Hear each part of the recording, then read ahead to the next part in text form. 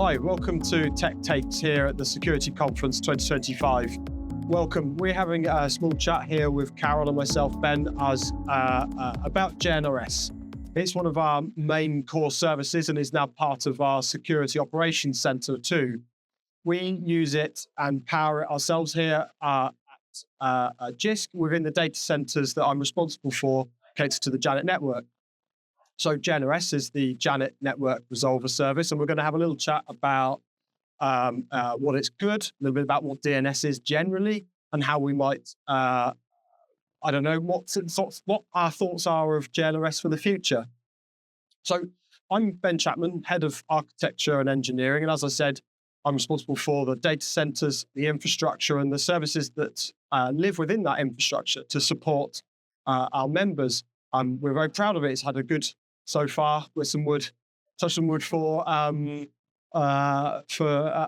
So that's quite nice. So let me introduce Carole.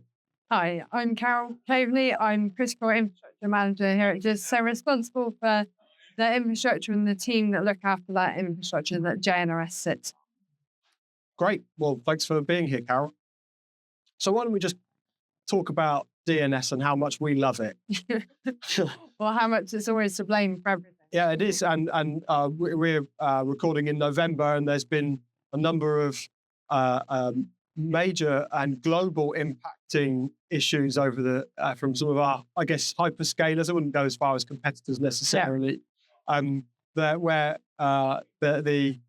It's just always DNS. Yeah, it is. It really is the backbone of everything that we do. Yep.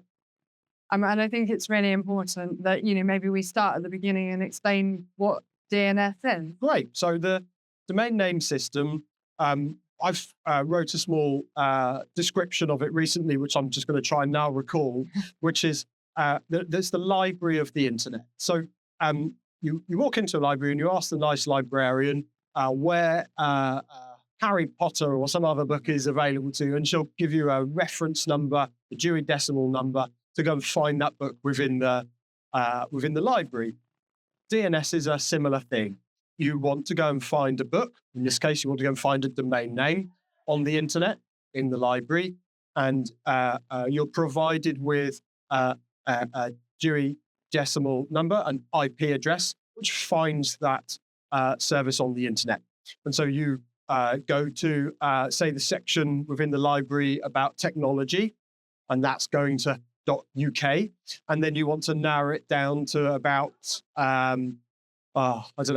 motorsport, and you go right down to the motorsport section, and that's ac.uk. And then finally, you're finding the actual book that you want from somebody, and that's jisc.ac.uk or wherever. And so it's a similar sort of scheme. For JNRS, the resolver service itself, that's the librarian.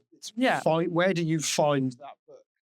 Yeah, so imagine that you walk into the library and the librarian tells you where to go the first time, and then somebody comes in 10 minutes later and they're looking for exactly the same book. The librarian this time doesn't need to go through the system of looking it up. She can recall it, and that's what JNRS is. It's a recursive resolver, and therefore, it knows where to go because it's done that lookup before. Yep. So that caching memory helps them understand their way around the internet, makes things more efficient.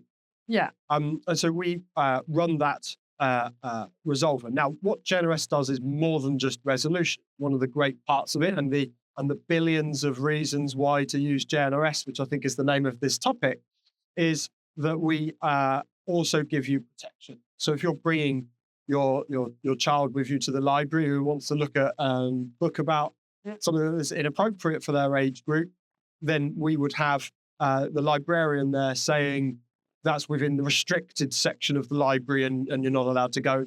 Yeah, exactly. I think we have to be mindful not to confuse it with web filtering. Great. JNRS is a protective DNS service. So that protection blocks against known malware and phishing sites. Yep. So maybe we should talk a little bit about how it does that with the threat feeds. Great. So we have intelligence and threat feeds from our cyber incident response teams, CSIRT, and we have intelligence from global providers such as Google and the NCSC, and they provide us with millions and billions of lists of known malicious sites that you're not allowed to go to, you shouldn't go to. And we inject that into the DNS using RPZ, response policy zones. And so when you type in that malicious site, or you click on a phishing email, which is a malicious site, then if we know about it, you're blocked from going to it, and it stops that ransomware or whatever it is from being accessed right at the core. And the bit that I think we're largely describing this as a person visiting something. Yeah. It often isn't. It often isn't someone typing in, I want to get hacked. Yeah. Dodgy. It's almost certainly a computer talking to another computer. Yeah, it could be fridge. Yeah, it could be, IoT. Yeah. So fridge, washing machine, a TV. The point being is that JNRS is at the edge of your network. Yeah. So where your cache or where your resolver is taking place, it's operating sort of a similar level, sort of like TCP. So it's not something that you have to install on your laptop or install on a device. Yeah. It's at the edge where an IoT device like a fridge or something is making that request and then being blocked. So you're not having to do a great deal of installation work. And so I think you were wondering what else could be blocked. You were suggesting one of the vulnerabilities we defended against recently. Yeah, recently there was the known paper cut vulnerability, and JNRS protected a number of organizations that would have been compromised had they not been using the JNRS service. Yep. It really demonstrates the value that this brings. Maybe at this point it would be good to talk about how organizations configure it, what's involved for them. Okay. So I think one of the main things, or my responsibility, is to impart the message that we will help you get it deployed, but it isn't difficult to deploy. So we provide you with 2 IP addresses or DNS names for the resolvers themselves, which are configured using Anycast. So whichever of our resolvers on the Janet network will respond, whichever is the most efficient. Yeah. And you put that on your forwarder. Yeah. Probably in a lot of cases, that's either your Active Directory domain controllers, or if you have perhaps a slightly larger estate, you might have your own caching servers or other DNS hosts within your environment that you can configure to be your forwarder address. Yeah, and it's not limited to just your Janet IP addresses either. When if you're using cloud services, you can add your bespoke ranges to the service during the application process. Yep, that's true. Yep, so we will also defend your cloud infrastructure as well. Yeah. It's not something that you don't use JNRS on its own, and that's what's great about it. Is an entirely independent layer of defense. So you might have your firewall. You've got, well, I say might, you have got your firewall out. You've got endpoint protection, like antivirus or equivalent. This is a whole extra layer. Yeah. And it's really important, isn't it? We talk all the time about defense in depth, and this is a part of that. Yep, absolutely. Okay, shall we bring up some of the stats? Yeah, I think it's good to share the stats and see, to have an understanding of the volumes of traffic that's going through JNRS. Absolutely. Okay. There are just over 400 organizations subscribed for JNRS and actively using the service. That equates to about 3.6 million users out there in the sector. The last year in resolution saw 367 billion queries.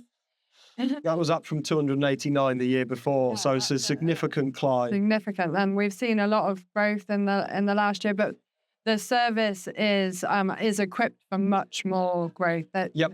We don't have any concerns about the increase that we've had there. No, not at all. Well within any form of safe parameters. Yeah. And it's designed in a way that we have various nodes on Janet that actually we could operate it on a singular one if we had to. We don't want to, but we can, and that's the point of the engineering deployment that we have. I know you wanted to mention what that FE-HE split was? Yeah, so we currently we've got 50% of HE organisations actively using the service, and 65% of FE organisations actively using the service. And I think it's really important. It's really important at this point to reiterate that this JNRS is included in your membership. It's not something that you've got to go out there and add on or consider. It is just a case of working out how your infrastructure works and how you can forward to utilize the service. We have some organizations that are registered for the service and just using it up in case they need to fail over from their current provider. Yep. So you don't need to be actively using it. You can sign up and be prepared to use it. Yep, absolutely. Be prepared. So 367 billion requests a year. So 1 billion requests a day. Yeah. And one of our members is now hitting 500 million requests a week. Yeah. And every single one of those requests is being passed through that protective layer that a percentage, typically in the low 0.01, 0.01 are risky, but they're being defended against, and there is a numbers game. And it's the same for phishing. The reason they're sending trillions or billions of spam emails is purely to try and hit that percentage. Just that rate. Take that one person to click on it, and if that phishing site is known by the CTI team, then it's in the list, and that means your organization is protected. So we're routinely hitting 10 billion requests a week during the busiest periods, which is the August to October quarter. That's 91 billion queries in that 3-month period. So while it might be 1 billion a day, actually during the summer when all the students are off, those numbers are a little bit lower. The scaling shows a swing of 300%. So it is coping just fine. Yeah, and what about blocks and logs there? We've got some numbers on We that. do, yeah. So I've got some real data here for a customer. I'm not going to say who, but they're hitting around 12,000 blocked requests throughout a month, or around 20,000 a month. So yeah, it doesn't. You think, oh well, that's such a very small number percentage-wise of the number of requests that are being made, but yet that is still 20,000 malicious requests that are being pushed out to known malicious domains a month. That does add up. Those suddenly 20,000 is quite a large number, regardless of the tiny percentage of the requests. And now with the new cybersecurity hub, organizations can see that data themselves. Yep. There are improvements to come in that space, but it's a great starting point for organizations to be able to see how many queries they're how many blocks and logs they're sending through the server. Yep. And you can prove whether you're getting to it without having to go to a known bad website just to prove it works. So we have a test domain. What was it? Bad.domain.jnrs. No, that's ja.net. No, it's not. Oh, right. It's just bad.domain.jnrs. Oh, nice. Okay, well, that way we're able to validate that domain is, that the JNRS is configured correctly. So nice and easy way to, prove that it's working if you're unsure. But yeah, please don't go to something dodgy to find out. No, definitely. And what about what CTI do with the service in terms of giving back? So the passive data. Yeah, that's true. So so our threat intelligence teams receive and analyze that data throughout. So it can be attributed to the organization, but not a person. And that way we're able to contact the organization if we see some sort of anomalous spike or a sudden increase in traffic to known sites, or if there are known incidents that are occurring in the sector right now, we're able to search across Janet, find other organizations with matching indicators of compromise, IOCs, and we can then get in touch and prevent an incident from getting, maybe ransomware from detonating, or if they're having a larger scale phishing campaign, we can contact or flag or, work together to identify or solve before things get worse. Yeah, I think you called it community immunity. Community immunity. Yeah, I was quite pleased with that. Yeah. Well, yeah, thank you. So one of the other things that I've been describing this as is immediate security benefits. Once you're deployed, once you're enrolled onto JNRS, the SLA might be a few days to get us on board. It's not that major, but once you're connected, that's it. You're immediately being defended by millions of known VAD domains. Yeah. And I think it's worth noting that JNRS isn't the only DNS service that Jisc offer. No, that's true. So for the most part, we're hoping you can take ours. It's free. It's included. That's fine. But if you're for at home, for example, you can have quad 9.9.9.9. So you can configure that on your own router if you feel like it. But if you're looking for commercial products or any of the other solutions, then Umbrella from Cisco. I think the main thing really is that we're trying to discourage people from using open resolvers like Google's Quad 8. And actually, if God forbid, we do have some sort of impact or incident on JNRS, then if you go and reconfigure it to use an open resolver, anything that it was being protected against is now available to detonate. Generally the advice is to go and put a second one in, maybe Quad 9 as a temporary measure could help. Yeah, and you can't run them side by side. No, so you need to have one and then fail to the other. That's true. But you like having one internet connection. You might have a second connection for resilience, core topic of this year's security conference. But you can have action plans or incident response plans or business continuity plans which go through failings from any of your providers. We're no different. So having that second connections, having that second resolver service available to you is still valuable. Yeah, very much so. So how might you get onboarded, Carole? So onboarding is really simple. You just go to the website and click on the link that says apply here. Which website? Oh,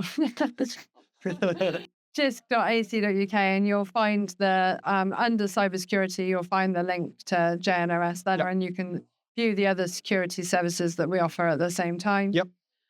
Click on the apply here, and that will take you to a form. Complete the form.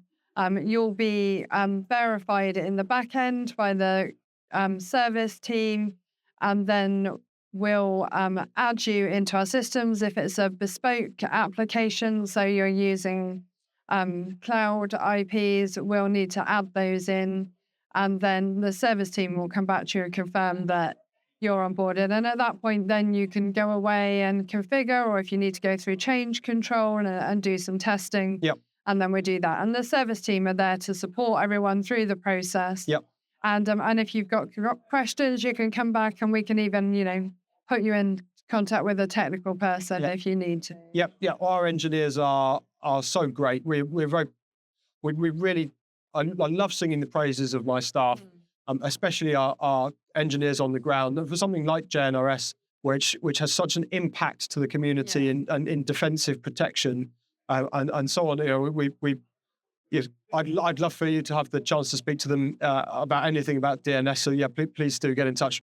So we're on board. We've had some other DNS services to quickly mention. Yeah, so we've got the authoritative service, which is PNS, so primary name server service.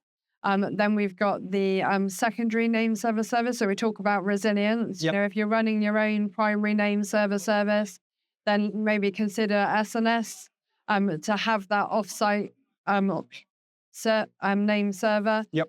And then we also have, DRS, the registry. Yeah. So of course, I'm hoping most of you probably have ac.uk. Yeah.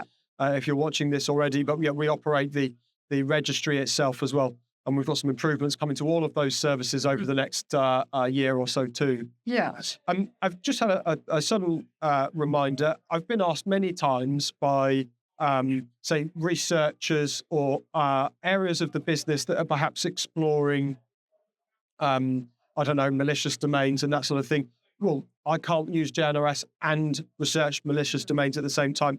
And my response to that is, you shouldn't be looking at or accessing malicious domains from your corporate or your typical devices, in which case you have your typical managed corporate or staff-provided laptop, and that should be behind JNRS. Everybody should be behind a protective resolver.